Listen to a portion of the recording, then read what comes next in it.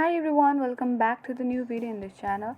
Today we'll be learning about how to delete WhatsApp profile picture. So for that you need to open the WhatsApp application and now tap on three dots at the upper right corner of the screen. On this drop down menu box, tap on settings. At the top you can easily find my profile.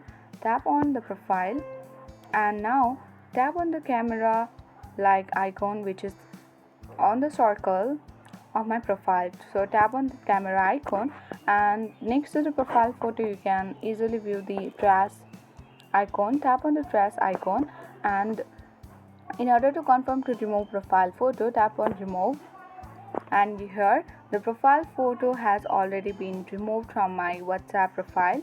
So this way you can easily remove WhatsApp profile picture. I hope this video was helpful for you. If it was, then hit the like button, subscribe and comment. Thanks for watching and see you in the next video.